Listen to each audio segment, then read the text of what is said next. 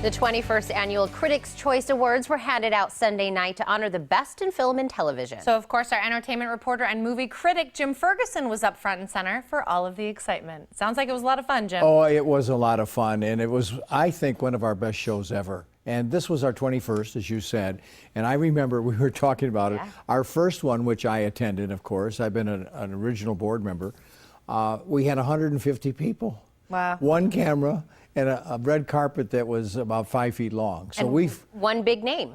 And one, Steven Spielberg, who was a director who said this organization will catch the Golden Globes. And you know what, guys? We have caught the Golden Globes. Wow, so cool. Oh, yeah. But my favorite part is that you took a bunch of selfies with important people. Yeah, do you want to look at some? Yeah, let's look at selfies. Some of these were a lot of fun. Anthony Anderson, a comedian that is in Blackish. Yep, right here on ABC. ABC. Blackish, okay. That was fun. And then next up we have, we know Brian him. Cranston. Love now, him. that shot was seen on the show. They showed that, cool. that shot on the show. Brian, of course, from Trumbo. There's Christian Slater, who won the Oscar for Mr. Robot. Still looks good. And he also won the Golden Globe, too. There's Helen Mirren, wonderful actress from Trumbo, supporting actress. Not a very good picture of me there. Looks like you got a hold of your arm. Is that what I'm seeing? Yeah. Jason Statham, my of gosh. course, from The Spy, the comedy. How often is he in a comedy? But he was really nice to talk to. He just got engaged. He just did, yeah. There she is, the wow. icon, Lily Tomlin, Heather. She's in Dirty Grandpa, the movie just coming out, and she's great. And then, what a wonderful actor. Contain yourself, Heather. I know, There hunky is hunk. Matt Damon, of course, from The Martians, and he didn't win anything.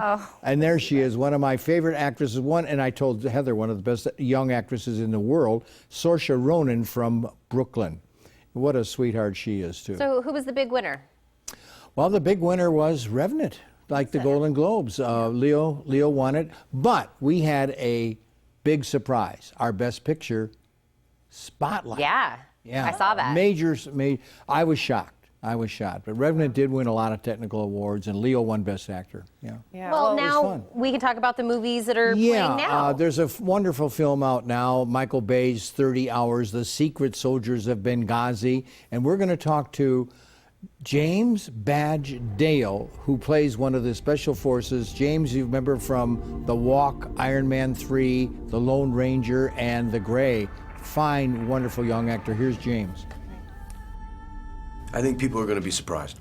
I think everyone has been force-fed so much information and misinformation that no one knows the real story. And I think Michael's crafted together an excellent film, and it's time that we stop all this, back and forth and just take a minute to look at the real story and pay homage to the 4 Americans who lost their lives, to what these 6 guys did that night, and to take a look at, no one won that night. A lot of people died that night, and you should have a moment to check back and say, what is this for? What are we doing? Yeah, and I like what Michael Bay, we're talking about, the director, he did at the end, too. You see the tragedy of the losses of the Libyans. Yes. Yeah. Yes, and that it's so important to show that side of it. Do you have a theory, Badge, on, I can call you Badge, that's your middle name. Yeah, you can call me Badge. Do you have a theory on why these guys, these Special Forces guys, do this?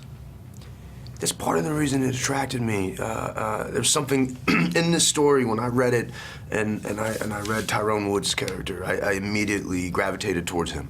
The idea that you have, in Tyrone's case, a man who spent 20 years in the Navy SEALs and who got out and then continued to go back into conflict zones to help other people, to protect other people, because this is what he does, and he's good at what he does.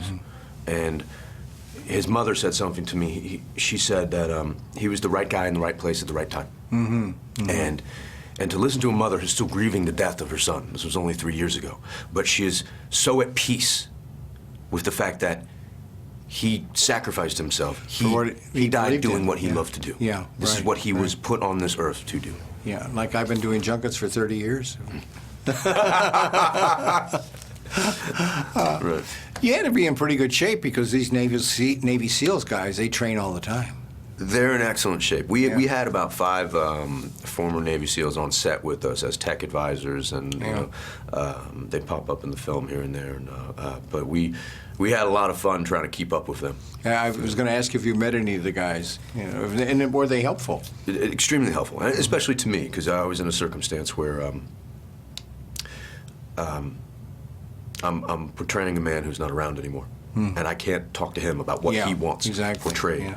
So I was able to spend a lot of time with guys who served with him. And we had guys who served with him on set with us. And so I always had that access. I had that ability to talk to them. They would tell me stories. But the interesting thing is, what you learn about these men is that they are complicated individuals. And I want to stress the word individuals. They are free thinkers. They are educated. And they have a very high skill set. Oh, great interview. James Badge Dale. Friday, we have 3 of the original Special Forces guys that'll be here that acted as consultants on the film, and they were there for the total filming in Morocco. So they are really good, and they'll be interesting to talk to. 13 hours. Well, the Secret Soldiers of Benghazi. We got the 3 soldiers. Well, we'll look forward to that. Jim, thank you so much, and I'm so glad you had a good time in the Critics' Choice. You have a good week. Now, if you want to watch even more of Jim's many celebrity interviews, you can visit our website, TucsonMorningBlend.com. Also, don't forget to like our Facebook page.